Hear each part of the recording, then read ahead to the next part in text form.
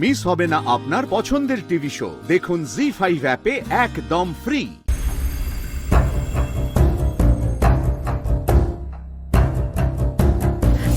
Hello hello দাদা ভাই, বলছি আজকে রাত্রে পাহারা দেওয়ার জন্য তুমি অন্য কাউকে ডিউটিতে রেখো না, তুমি নিজেই থেকো।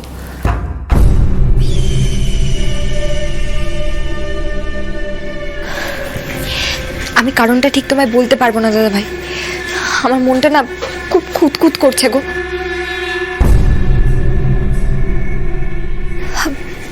আর ওই খুনি লোকটার তো এখনো জ্ঞান ফেরেনি।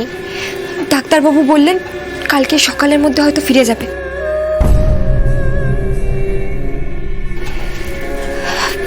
আচ্ছা দাদা ভাই, সবাই তো জানে বলো যে ওই লোকটার জ্ঞান ফিরলেই তোমরা সবাই মিলে ওকে চেপে ধরবে।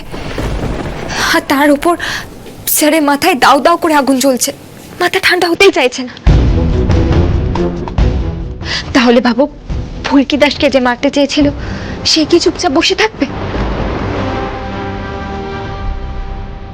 লোকটার জ্ঞান ফিরলে কিন্তু ওর খুব বড় বিপদ।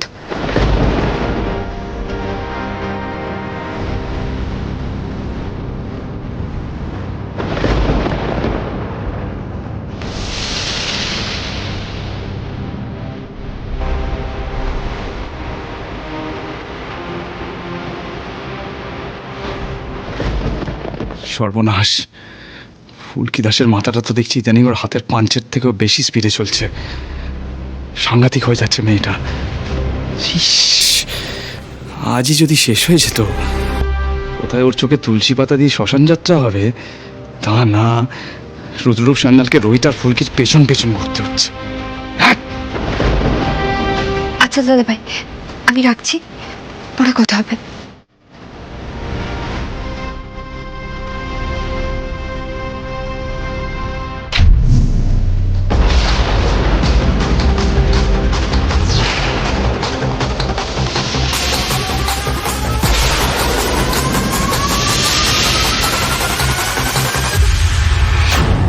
এ কি, জামাইবাবু এখানে কেন? শুনতে পেলেন নাকি কিছু? আমার পিছু ধরেছিলেন নাকি? কি হলো ফুলকি?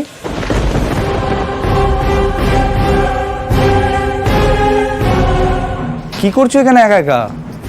আরে আজকে বক্সিং রিংয়ে যে কাণ্ডটা ঘটলো, তারপরে তুমি চোখের বাইরে গেলে আমাদের টেনশন হচ্ছে, মুশকিল হয়ে যাচ্ছে। তুমি কাউকে কিছু না বলে কোথাও যেও না, বুঝতে পেরেছো? রুদ্র একদম ঠিক বলছে ফুলকি।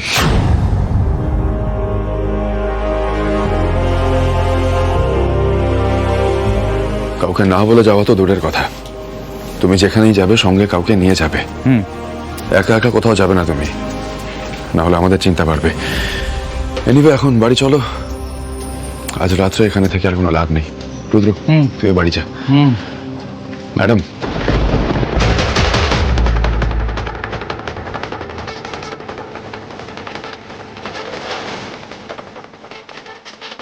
জামাইবাবুকে খুব অস্থির লাগছে।